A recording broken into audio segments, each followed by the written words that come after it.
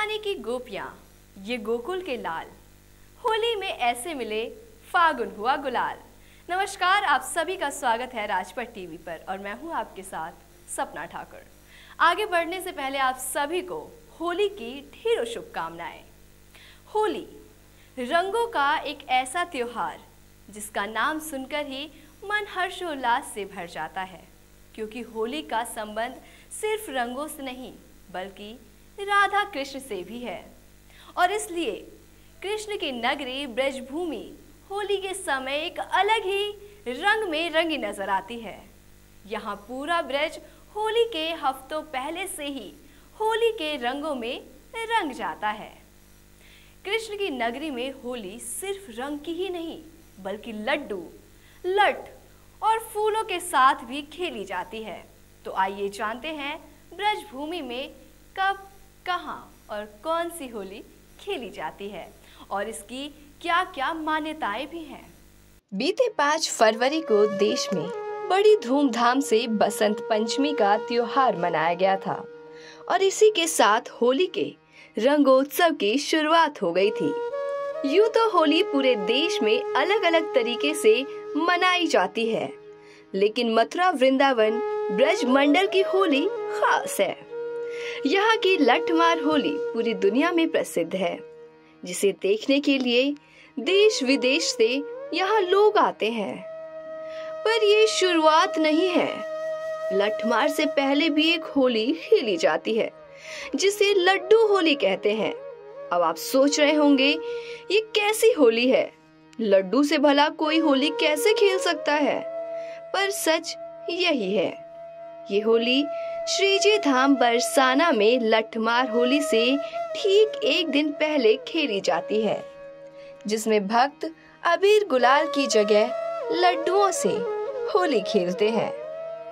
कहा जाता है कि द्वापर में गोपियां बरसाने आकर होली खेलने का आमंत्रण लेकर नंदगांव गई थी, जिसे नंद बाबा ने स्वीकार कर लिया और ये खबर नंद बाबा ने अपने पुरोहित के हाथों बरसाने भेजा। नंदगांव से आते पुरोहित को राधा रानी के पिता वृषभान जी ने स्वागत कर लड्डू खाने को दिया। तभी गोपियों ने पुरोहित को गुलाल लगा दिया, पर पुरोहित के पास गोपियों को लगाने के लिए कुछ नहीं था। तुम्हारे खुशी के वो भोग में दिए गए लड्डू को ही गोपियों पर फेंकने लगे और तभी से हर साल यहाँ लड्डू होली खेले जाने लगी है। हर साल यहाँ टनों लड्डू बनाए जाते हैं, जिसमें बूंदी के लड्डू, बेसन के लड्डू और खोया के लड्डू शामिल हैं। इन लड्डुओं को भक्त लाडली जी महल में लुटाकर लड्डू होली को खूब आनंद के साथ खेलते हैं। और ठीक इसके बाद शुरू होता है लठमार होली, जो कि पहले दिन बरसाना में और दूसरे दिन नंदगांव में खेला जाता है। लठमार होली से ही आप सभी को पता चल गया होगा कि आखिर ये होली किस तरीके की होगी और लोग इसे क्यों ही एंजॉय करते होंगे। तो आइए जानते हैं इसके पीछे की आखिर मान्यता क्या है और ये लठमार होली आखिर क्यों खेली जाती है।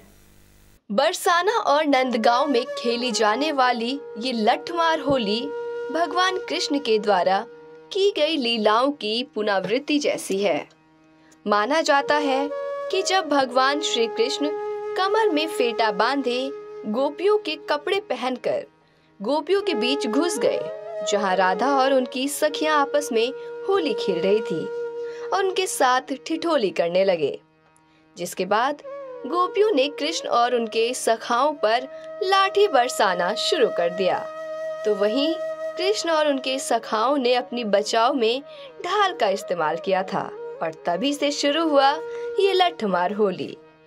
बरसाना में होने वाली लठमार होली में यहाँ की हुरियारिनें राधा की सखी के रूप में होती हैं और नंदगांव से होली खेलने बरसाने आने वाले हुरियारे कृष्ण के ग्वाल सखाओं के रूप में होते हैं। पहले हुरियारे नंदगांव से होली खेलने बरसाने आते हैं और उसके ठीक अगले दिन यही परंपरा नंदगांव में दोहराई जाती है। लेकिन नंदगांव में बरसाना के पुरुष नहीं बल्कि राधा रानी के सखियों के रूप में महिलाएं होती हैं। इसके बाद श्री द्वारिकाधीश और बिहारी जी मंदिर में फूलों की होली खेली जाती है और आखिर में होता है हुरंगा। इसका आयोजन खास तौर पर बलदेव जी मंदिर में किया जाता है, जिसमें धूल, मिट्टी और कीचड़ की होली खेली जाती है। तो आप सभी ने जाना कि आखिर होली इतनी तरीके की क्यों होती है और इनके पीछे के रहस्य क्या है। होली यानी कि राधा कृष्ण के प्रेम का संबंध और साथ ही ब्रज भूमि में जब होली के रंग बिरंगे गुलाल उड़ते हैं तो मन हर्षोल्लास से खिल जाता है। तो आप भी होली खेलिए, लेकिन संभल के अपने दोस्तों रिश्तेदार को होली की बधाइयाँ दीजिए और सबके साथ मिलजुल कर एक साथ रहिए।